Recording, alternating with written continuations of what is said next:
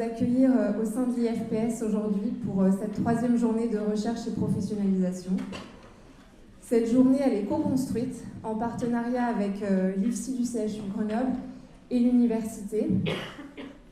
Et je voulais tout d'abord remercier le comité de pilotage qui a organisé cette journée, notamment en réunissant des intervenants de grande qualité. Donc, je voudrais qu'on applaudisse Anne Danjou, Cédric Falcon, Flavien Alvaraz, Mélanie Léchin, Laurent Boudin, et aussi l'équipe technique et administrative, les secrétaires Gaëlle Bernard, Nastasia Chamberlain, Sandrine Savoirin et Logan Charlot. Merci à vous.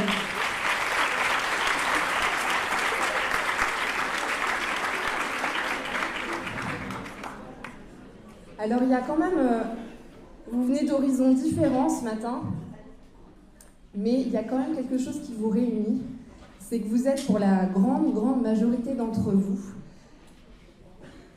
en train de réaliser une recherche à travers la réalisation de votre mémoire de fin d'études. Vous cheminez en tant qu'apprenti chercheur. Finalement, c'est ça la recherche, c'est être en mouvement, questionner sa pratique et celle de ses pairs, comprendre, démontrer, contribuer, découvrir, stabiliser, la liste est longue. Mais rappelez-vous le point de départ de cette mise en mouvement, votre entrée en formation. Il y a 2 ans et demi pour les étudiants en soins infirmiers, un peu moins pour les étudiants IPA. Dès le premier jour que vous êtes arrivé à l'IFSI, vous avez travaillé sur les activités réalisées par l'infirmier. La recherche et les sciences infirmières étaient une découverte pour la plupart d'entre vous. Et pourtant, la recherche, elle est indispensable à notre profession, qui est en perpétuel mouvement pour répondre aux besoins et aux évolutions des besoins du système de santé. La profession infirmière, définie dans la littérature comme catégorie intermédiaire dans la hiérarchie hospitalière, cherche toujours à se structurer, à s'autonomiser, valorisant sa spécificité. Ce mouvement passe par la recherche pour identifier les savoirs infirmiers. La récente publication mi-mars d'un rapport de l'IGAS sur les ressources humaines et statut des encadrants et enseignants-chercheurs dans les formations paramédicales universitarisées fait 24 préconisations, je n'aurai pas le temps de les développer là, pour développer ce mouvement de la recherche, mais je m'arrêterai sur une, la création d'ici 2030 de 136 postes d'enseignants-chercheurs paramédicaux pour 34 universités. Donc le mouvement est en marche pour développer et valoriser la recherche paramédicale. En tant que futur professionnel, chacun à votre niveau, vous aurez aussi la responsabilité de porter ce mouvement qui valorise notre profession. La route vous paraît peut-être longue, mais regardez déjà le chemin parcouru depuis ce premier jour de formation. Profitez bien de cette journée et de ces temps d'échange avec des professionnels de qualité.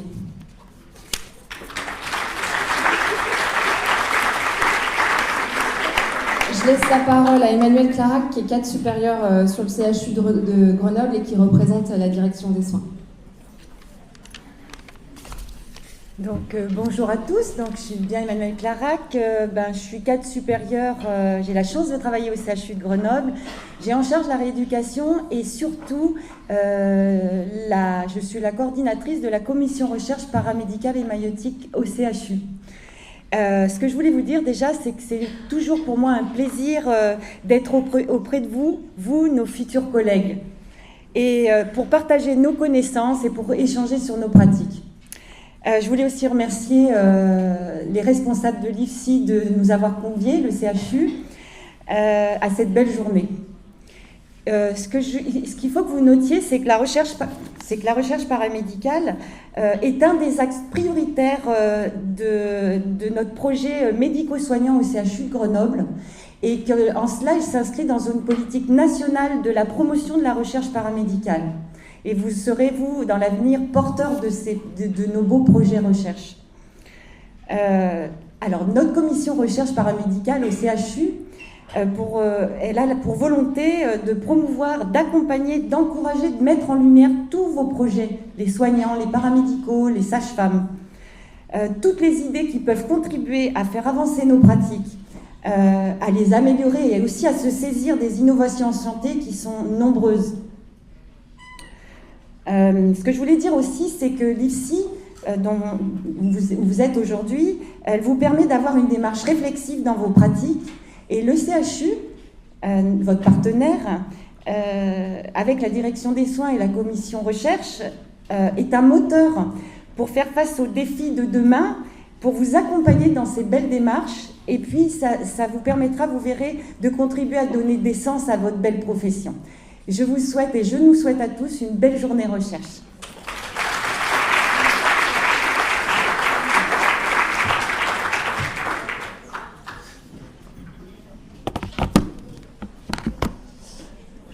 Bonjour à toutes et à tous. Merci à Madame Clarac et Madame Roibon pour ces quelques mots. Bienvenue donc à cette troisième journée recherche et professionnalisation de l'IFSI du CHU. Alors pour ceux qui ne connaissent pas, je suis Flavien Albaras. J'ai le plaisir d'être cadre de santé formateur à l'IFSI du CHU.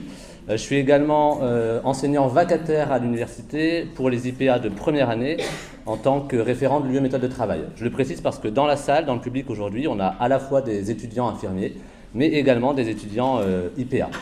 Donc, comme je le disais, j'ai le plaisir de vous accueillir. C'est un honneur pour moi, c'est un peu impressionnant. Vous êtes très nombreux, mais ça fait plaisir de vous voir si nombreux.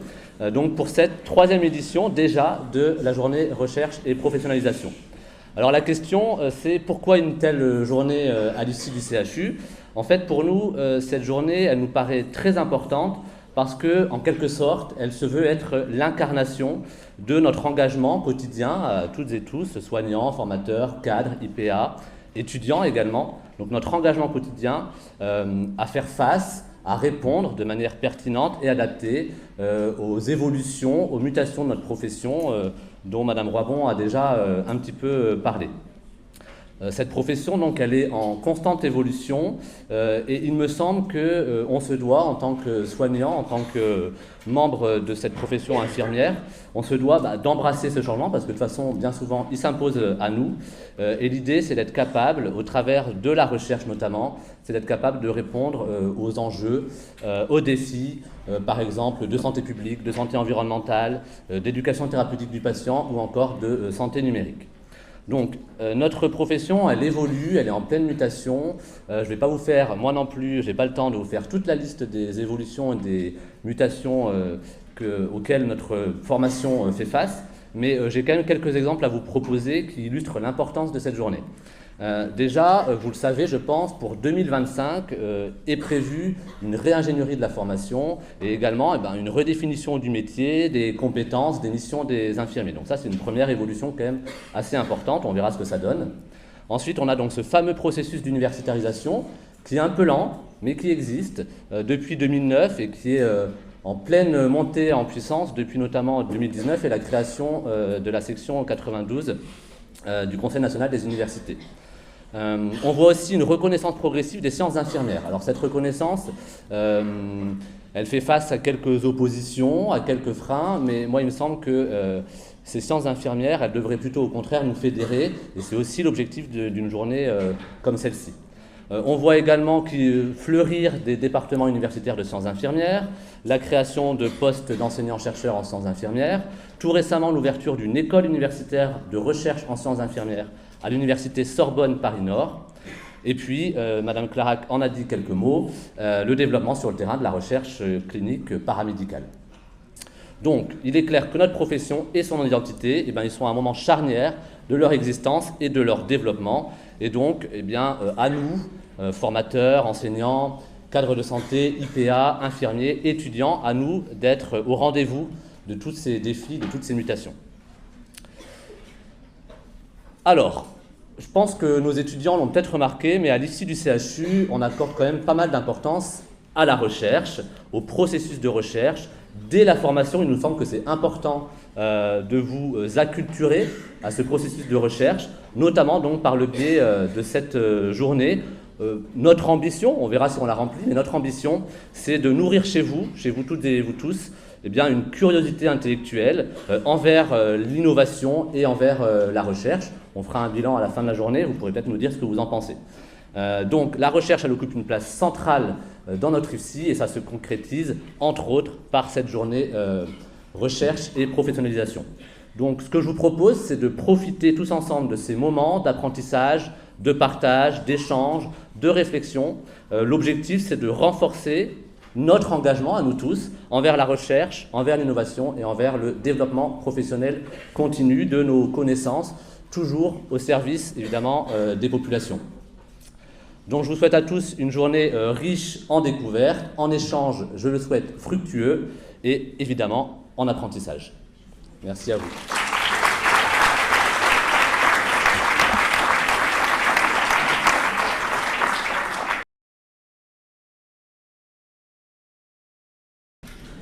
Du coup, bonjour à toutes et à tous.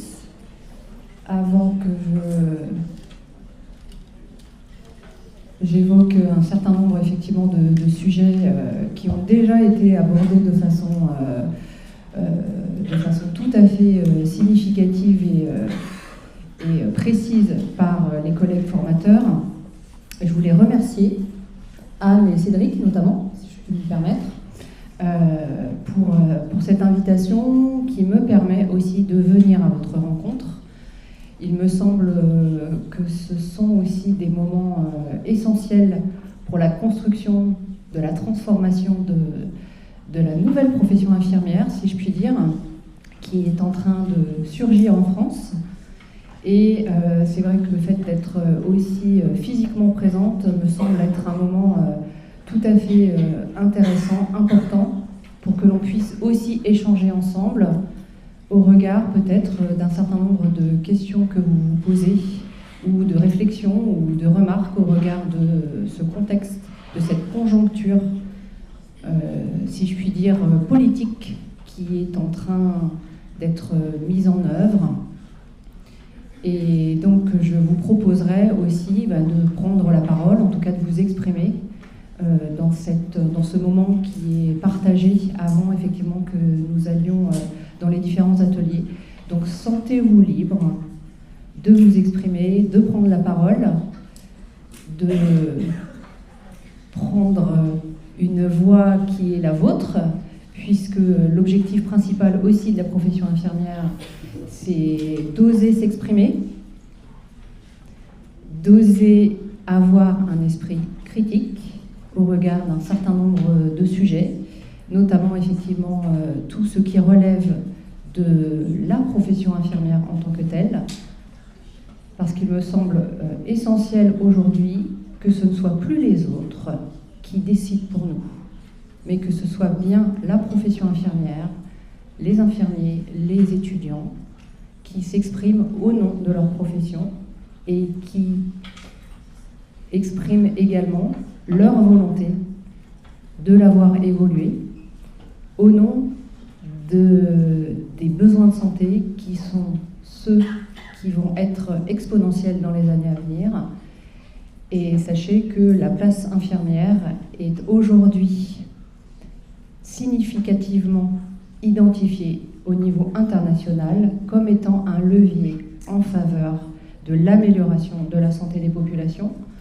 Donc cette force qui est portée par la profession infirmière, sachez que vous en êtes détenteur. C'est vous qui la portez aussi, cette force, dans vos actions quotidiennes, dans la manière de vous engager au regard de la profession, de vous engager au regard des besoins des personnes soignées, de la population en général. Donc, ayez confiance en vous, soyez fiers de vous. Et du coup, cette force est aujourd'hui effectivement suffisamment signifiante, importante, pour que nous ayons un poids et une influence sur les changements et les transformations du système de santé.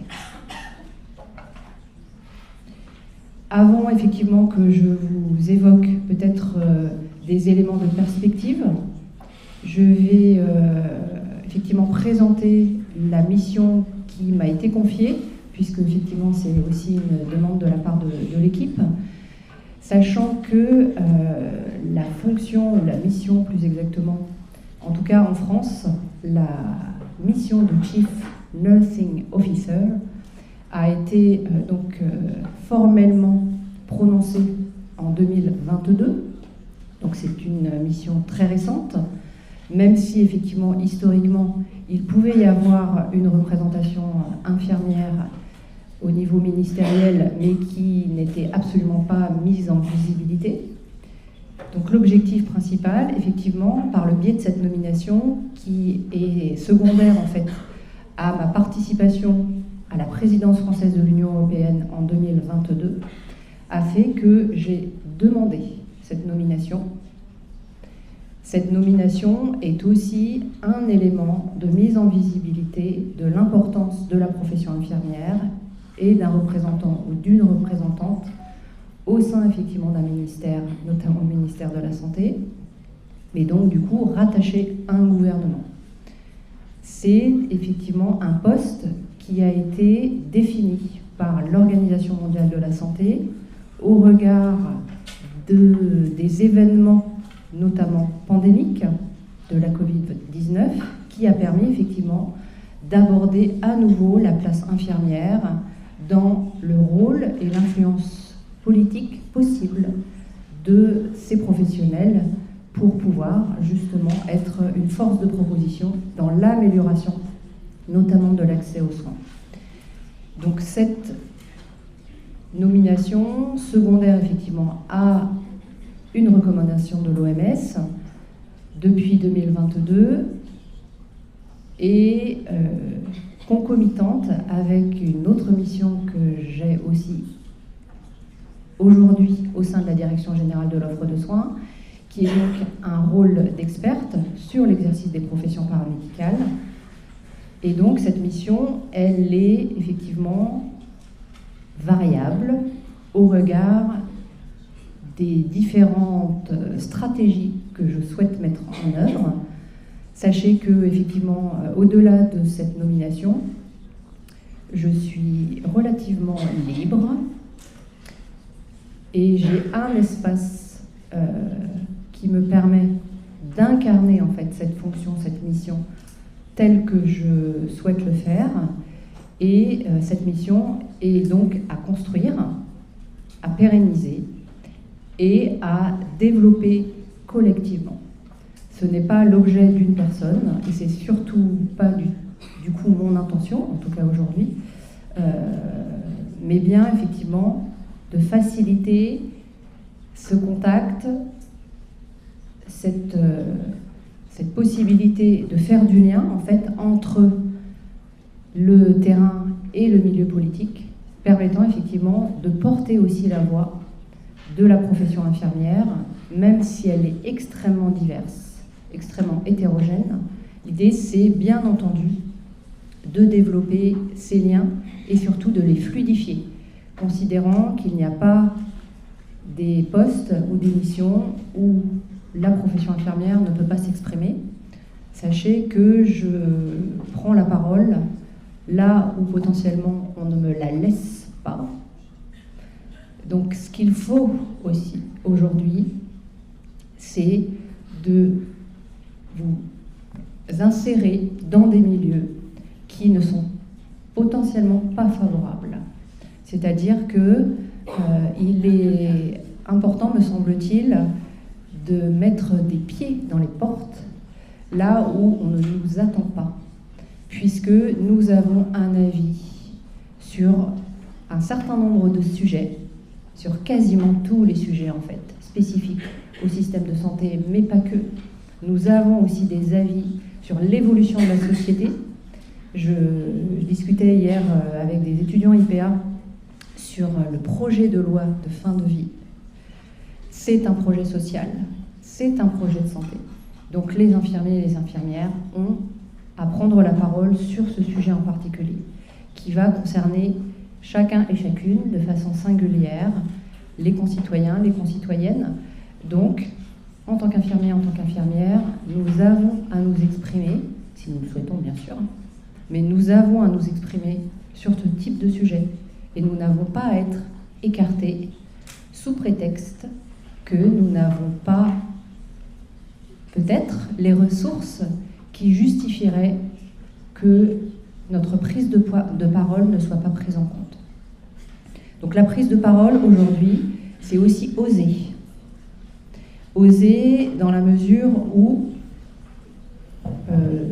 notre histoire, notamment en France, ne nous a peut-être pas laissé l'héritage suffisant, ou en tout cas suffisamment significatif, l'ancrage nous permettant de nous autoriser à prendre la parole là où potentiellement on ne nous la laisse pas.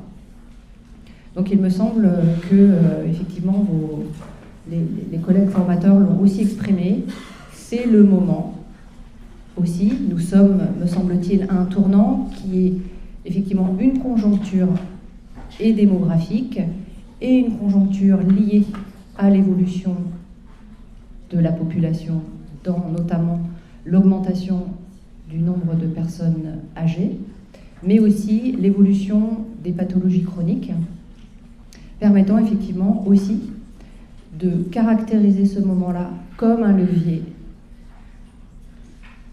me semble-t-il, historique, qui permet effectivement à la profession de se positionner en tant qu'acteur incontournable du système. Au-delà effectivement donc de ce rôle de représentante infirmière, mon objectif c'est bien entendu de promouvoir ce qu'est l'identité infirmière, puisque potentiellement il y a quand même un certain nombre de parties prenantes, notamment des parties prenantes qui statuent sur notre devenir, qui statuent sur ce que l'on peut faire ou ce que l'on ne peut pas faire, ce que l'on doit faire et ce que l'on ne doit pas faire, pour effectivement nous enfermer potentiellement dans un rôle qui, me semble-t-il, est désormais révolu. Ce rôle, aujourd'hui, doit être construit, développé, transformé par la profession elle-même. Pour pouvoir construire ce rôle, il faut effectivement aussi faire preuve d'un certain courage, d'un engagement significatif pour revendiquer que ce rôle est à notre portée. Et comme il est à notre portée, c'est aussi le moment de l'incarner. Et je vois que vous en êtes les témoignages au regard de votre implication, du choix que vous avez fait, de votre motivation. Et notamment, c'est vrai que le sujet autour, si je puis dire, de la discipline sciences infirmières, de la discipline qui va nous permettre d'être à côté de ceux qui construisent le savoir. Le savoir, c'est le pouvoir. Donc être à côté, être avec ceux qui construisent le savoir est aussi une étape indispensable pour pouvoir réaffirmer cette place. En même temps, ces événements ou ces éléments ou ces phénomènes ne vont pas se faire du jour au lendemain. Donc potentiellement, il peut y avoir un peu de temporalité entre effectivement ces intentions, si je puis dire, réformatrices, et le fait que nous puissions asseoir pleinement, en tout cas, un rôle qui est celui que nous devons prendre. Donc vous voyez, en termes de perspective, il y a une ambition qui est portée, en tout cas à mon niveau, et j'essaye d'être utile pour porter effectivement cette ambition-là, et donc d'accompagner les évolutions, notamment des politiques publiques, en faveur du système, que ce soit le sujet autour de l'accès aux soins, que ce soit le sujet autour effectivement de l'évolution des professions, pas uniquement la profession infirmière, mais aussi les professions qui accompagnent en fait l'ensemble des usagers dans leur prise en soin, mais aussi le fait de développer une forme d'influence auprès de ceux qui prennent les décisions. Je ne suis pas décisionnaire. Je suis effectivement adossée à un bureau qui développe les évolutions des professions de santé, avec notamment aussi le dispositif relatif à la pratique avancée, puisque j'y ai aussi largement contribué. Aujourd'hui, il y a une infirmière en pratique avancée qui a été embauchée, recrutée au sein du ministère, justement pour piloter ces évolutions autour de la pratique avancée. Ce sont aussi des éléments, me semble-t-il, signifiants dans le fait de montrer que les infirmiers peuvent aussi intégrer des postes permettant de développer ces décisions et cette influence. Parallèlement au fait que je ne sois pas décisionnaire, il me semble que c'est peut-être une position plus aisée pour moi, justement, de ne pas être décisionnaire. Puisque l'objet, c'est également de trouver les espaces permettant de modifier un certain nombre de positions qui peuvent être prises par des personnes qui ont des postes hiérarchiques. Ces postes hiérarchiques ne permettent pas obligatoirement d'avoir une vision tout à fait claire, même clairvoyante, si je puis dire, sur ce qui pourrait être opportun pour les années à venir, que ce soit pour le système de santé ou pour les professionnels. Donc il y a un enjeu aussi à trouver ces espaces pour développer cette influence et poser ce que la profession infirmière, l'identité infirmière peut apporter au système. Ce que je vous disais tout à l'heure, c'est que nous avons l'empreinte du passé. C'est vrai qu'en France, nous avons plutôt fait le choix depuis de nombreuses années, voire un siècle environ, d'aller vers le champ de la professionnalisation, et c'est aussi le thème de vos journées. Ce sujet autour de la professionnalisation, il a un paradoxe dans la mesure où ce qu'on attend, même encore aujourd'hui, des infirmiers et des infirmières, c'est d'être, si je puis dire, de façon caricaturale, au lit du malade. Être au lit du malade, effectivement, c'est un objectif, c'est une activité, c'est une compétence spécifique de la profession infirmière, mais pas que d'ailleurs. Il y a d'autres professions qui sont concernées. Mais aujourd'hui, effectivement, nous n'avons plus à circonscrire notre profession dans ce rôle unique. Il y a bien d'autres rôles à incarner, notamment la capacité à se détacher de cette activité directe auprès, effectivement, des personnes. Donc cette activité clinique doit être pensée dans le sens réfléchi, puisque nous sommes des professionnels qui prenons des décisions. En prenant des décisions, il faut que nous puissions être suffisamment éclairés sur les choix professionnels à prendre. Et donc, pour pouvoir penser l'activité, il faut construire du savoir, il faut développer de la recherche, il faut questionner les pratiques, et il faut effectivement envisager comment, au niveau de l'activité clinique en particulier, il peut y avoir ces améliorations qui soient au bénéfice de la qualité et de la sécurité des soins. Donc ces enjeux-là, ils sont majeurs. Donc cette vision effectivement professionnelle doit aussi, me semble-t-il, être évolutive dans la capacité aussi à incarner des rôles qui nous permettent d'avoir notre propre réflexion, notre propre analyse, notre propre évaluation sur nos activités. Du coup, dans effectivement les évolutions à venir, je ne sais pas si vous avez effectivement ces éléments de contexte, mais il y a eu un certain nombre de leviers préfigurateurs qui sont les protocoles de coopération, donc les protocoles de coopération qui émanent de recommandations des années 2000, durant lesquelles il y a eu justement 5 expérimentations qui ont été évaluées, identifiées, mais elles ont été portées par un médecin, si je puis dire. Le mais est peut-être de trop. Cependant, il me semble qu'il y a bien cet enjeu à caractériser nos évolutions en dehors de toute substitution médicale. La substitution médicale est non seulement un leurre, mais c'est également une erreur. Nous n'avons pas à répondre d'un déficit démographique médical pour pallier, si je puis dire, en termes de ressources et effectivement apporter des moyens dans un contexte effectivement qui pourrait être ambigu sur la place que nous avons à prendre.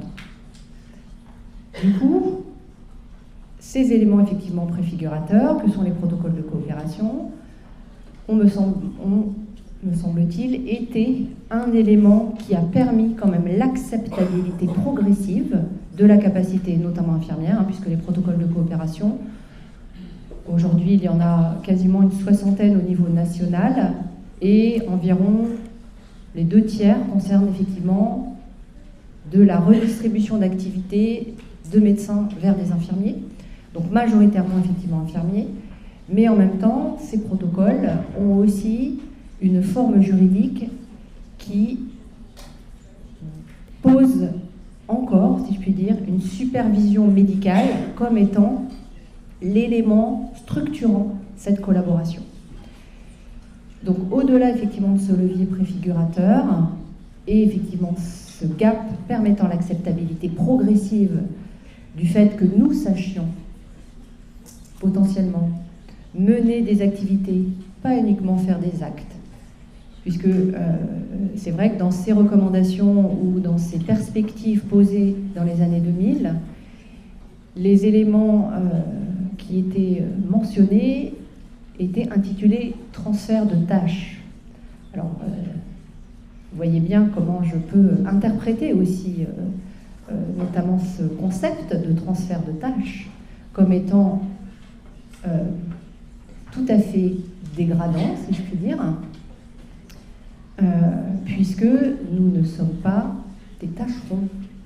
Nous sommes des professionnels, effectivement, engagés dans une relation clinique auprès de personnes, auprès de groupes de personnes, qu'elles soient malades d'ailleurs ou en santé. Mais effectivement, cette mention de transfert de tâches est aujourd'hui aussi à modifier dans notre capacité à faire usage des termes que nous employons. Ce sont plutôt, donc dans le cadre effectivement des protocoles de coopération, on peut dire des transferts d'activités qui relèvent effectivement initialement d'une autre profession. Ces protocoles de coopération qui existent encore aujourd'hui sont concomitants en fait avec l'arrivée progressive de la pratique avancée infirmière. Cette pratique avancée infirmière qui a donc son fondement juridique posé par la loi de 2016, donc c'est quand même assez récent. Nous avons une 60aine d'années de retard, si je puis dire, en France, par rapport à d'autres pays anglo-saxons. Mais ce que je vous disais aussi tout à l'heure, c'est que nous avons un héritage historique qui fait que potentiellement, nous n'avons pas fait les mêmes choix, qu'ils soient conceptuels ou qu'ils soient théoriques, d'ailleurs, dans les sciences infirmières, en tant que telles.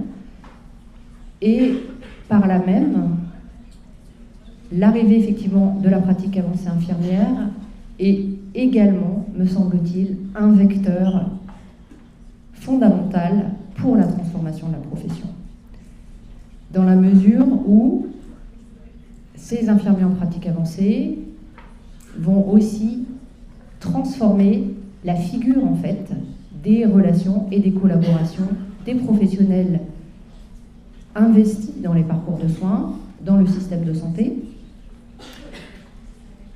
et donc du coup montrer que des infirmiers et des infirmières sont en capacité d'avoir un exercice autonome, puisque la spécificité aussi de la pratique avancée, c'est l'autonomie professionnelle, à partir du moment effectivement où une personne est accompagnée par un IPA, l'IPA a toute la disponibilité, tous les choix possibles, au regard effectivement des compétences acquises, pour pouvoir prendre des décisions cliniques éclairées au regard d'un jugement qui est spécifique effectivement de l'identité infirmière. Hier, on m'a posé la question sur la difficulté à concevoir la différence entre un infirmier en soins généraux et un IPA, au regard notamment d'une lecture juridique qui peut être interprétable en fonction effectivement de la manière dont on souhaite positionner notamment les IPA. Du coup, ce serait intéressant effectivement que je vous renvoie cette question-là, parce qu'il me semble que si au sein de la profession, il y a ces doutes, il est à mon avis important que nous puissions en discuter, pour que nous puissions les lever, puisque vous êtes vous-même le vecteur et les promoteurs en fait de la profession infirmière, et pour pouvoir en faire promotion, il est à mon avis important aussi de discerner quels peuvent être les éléments graduels de compétences de la profession, que ce soit effectivement donc le métier en soins généraux, que ce soit les spécialités ou que ce soit la pratique avancée, et que ce soit également en fait notamment le corps d'enseignants-chercheurs, de maîtres de conférences en sciences infirmières, qui vont effectivement aussi, au fur et à mesure, explorer l'espace universitaire et l'investir. Du coup, voilà, je me permets de poser aussi ce sujet comme étant peut-être aujourd'hui au cœur de nos questionnements, de nos débats, mais ce débat nous appartient. Et il est important de pouvoir trouver ces moments, ces espaces aussi, pour pouvoir faire débat autour de que voulons-nous pour la profession dans son entièreté, c'est-à-dire dans la filière infirmière, notamment académique, permettant effectivement d'identifier le mandat social que nous souhaitons incarner, investir et qui nous sera confié. Concernant effectivement les travaux de réforme, donc sachez que j'ai un devoir de réserve, c'est-à-dire que je ne peux pas vous donner précisément les éléments les premiers éléments en fait qui aboutissent aux différents travaux qui ont déjà eu lieu. Ce que je peux cependant vous dire, c'est que l'élément fondamental qui est en jeu, c'est de redéfinir juridiquement la profession infirmière.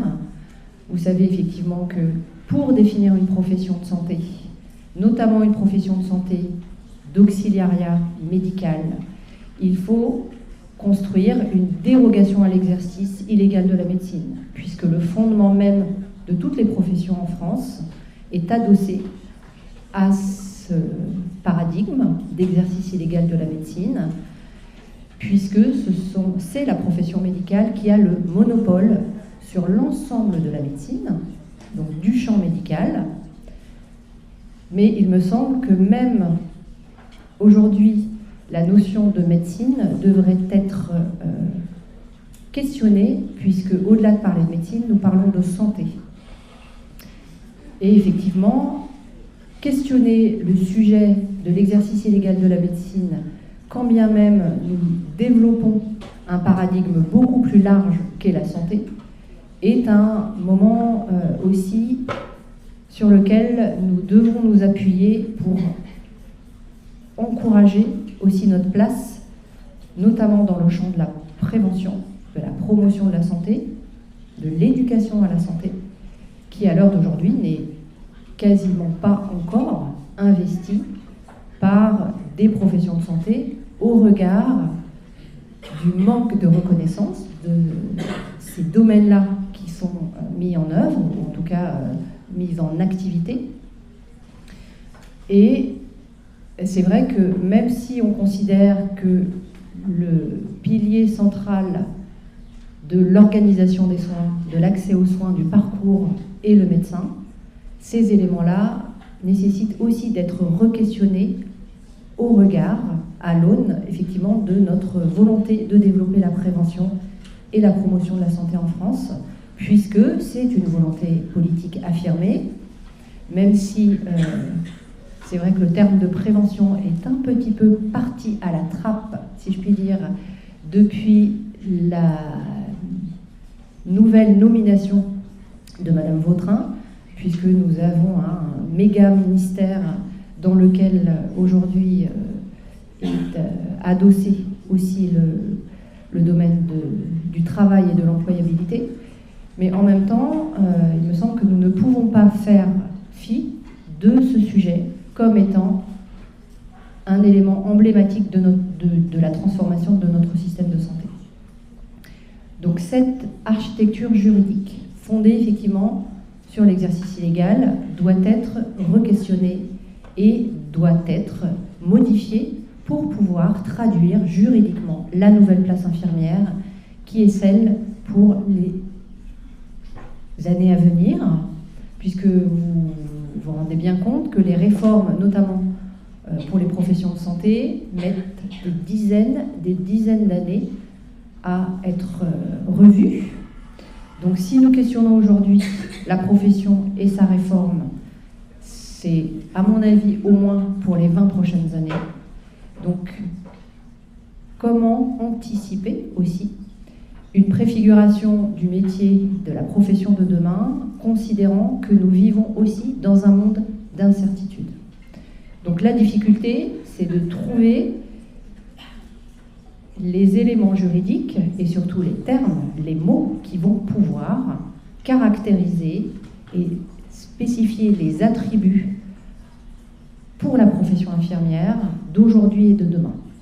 C'est une ambition qui est extrêmement sensible et difficile, complexe. En même temps, c'est le sujet de la réforme.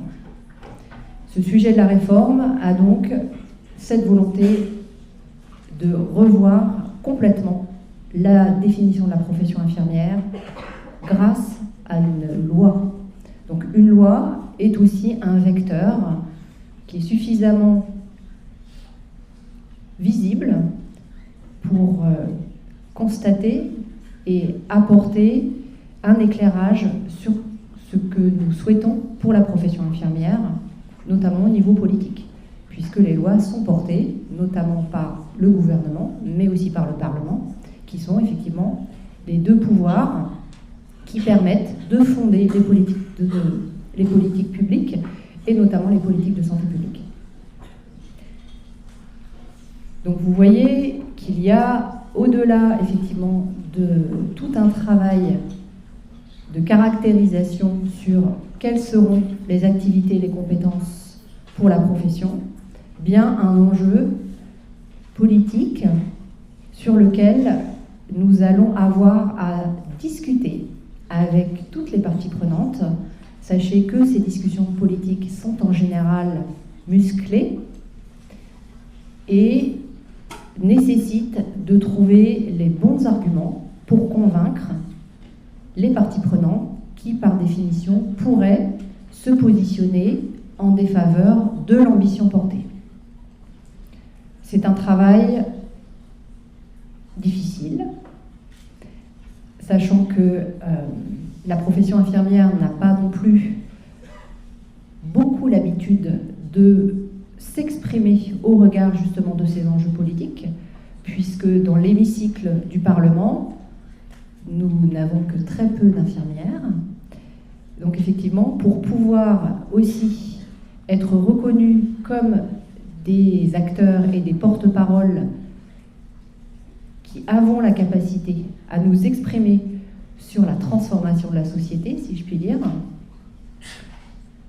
il y a aussi cette nécessité de porter une forme de leadership politique qui est un des vecteurs permettant à la profession d'être reconnue en tant que telle et notamment comme un acteur fondamental auprès effectivement d'autres professionnels qui aujourd'hui prennent toute la place.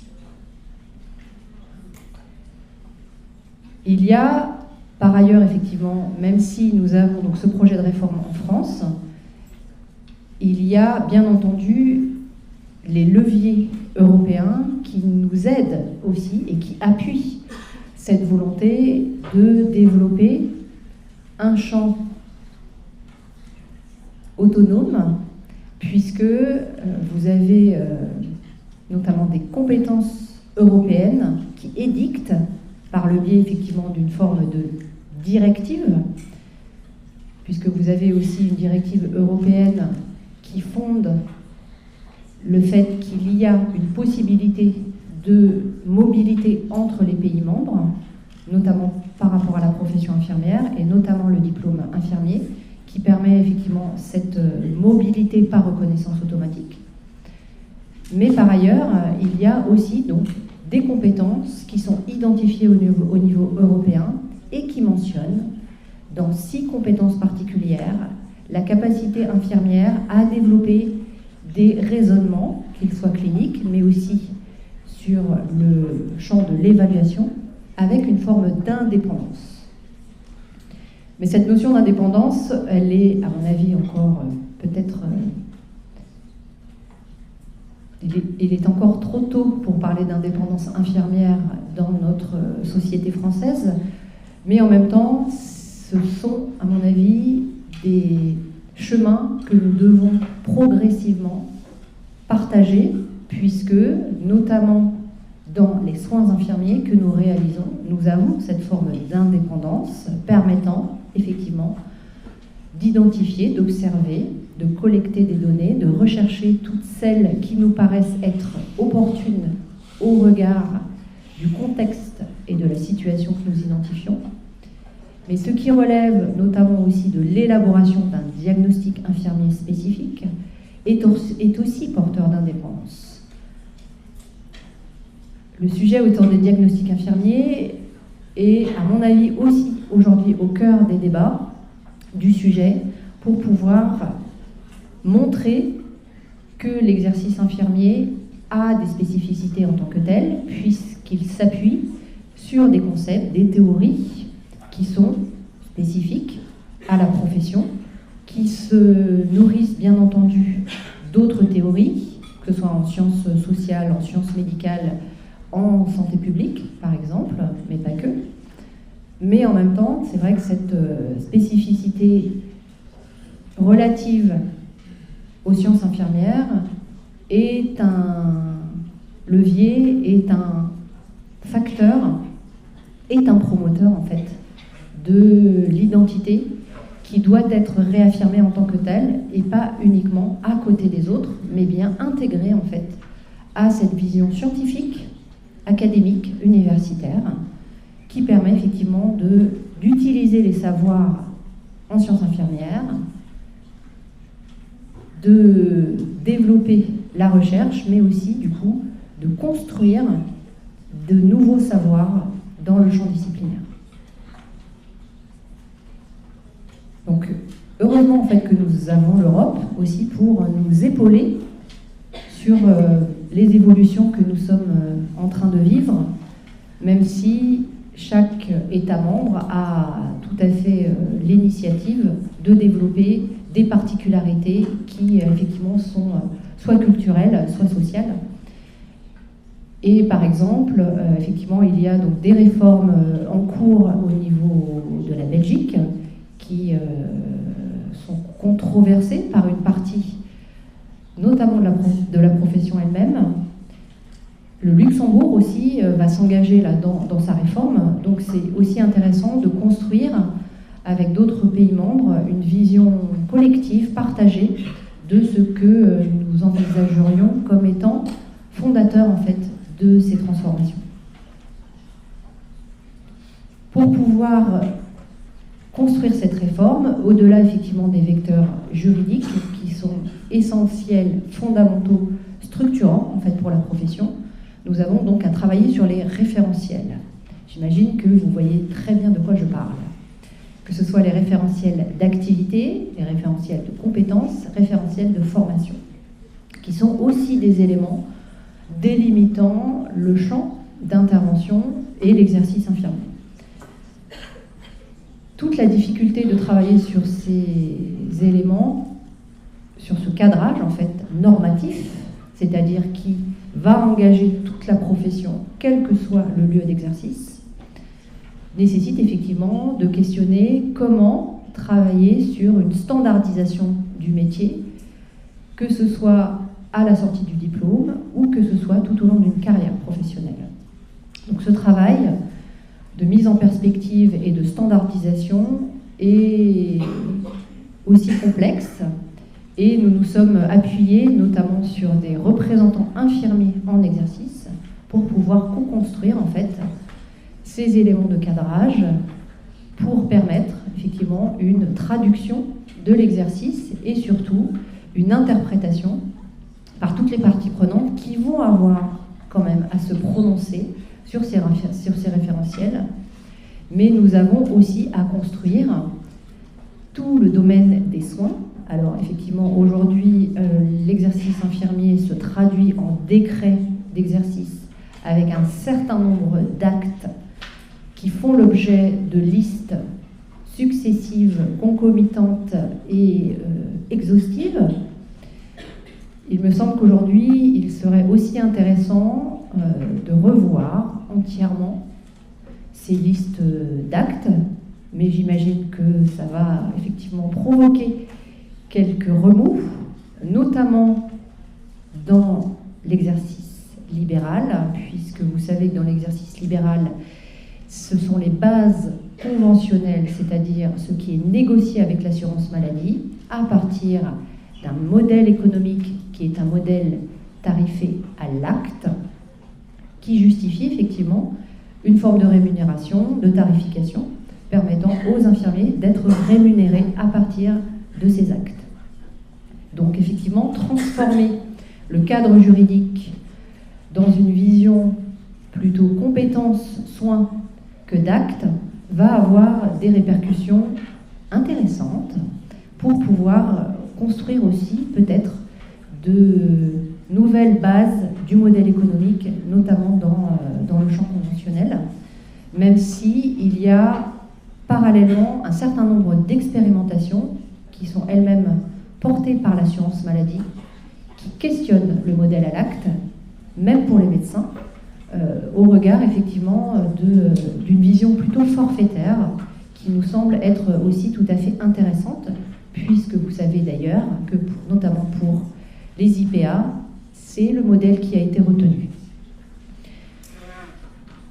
Donc ces évolutions au regard des référentiels, mais aussi de comment délimiter des listes de soins, est un enjeu majeur pour pouvoir traduire justement cette évolution et cet avenir sur ce que je vous disais, les dizaines, voire les 20 ans qui vont effectivement s'offrir à nous.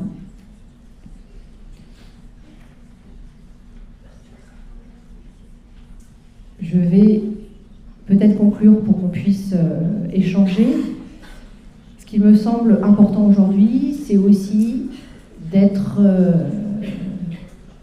acteur de ce qui se passe, d'être promoteur, c'est ce que je vous disais aussi également, de toutes ces évolutions. Vous savez qu'il y a aussi un virage numérique. Ce virage numérique, me semble-t-il, est aussi intéressant pour engager la nouvelle relation de soins auprès des personnes soignées. Et des premières expériences montrent que potentiellement l'intelligence artificielle peut offrir une relation empathique bien plus satisfaisante que ne peut le faire un professionnel de santé. Donc ces éléments sont questionnants, mais en même temps nous interrogent sur notre propre capacité à développer la communication auprès des personnes soignées.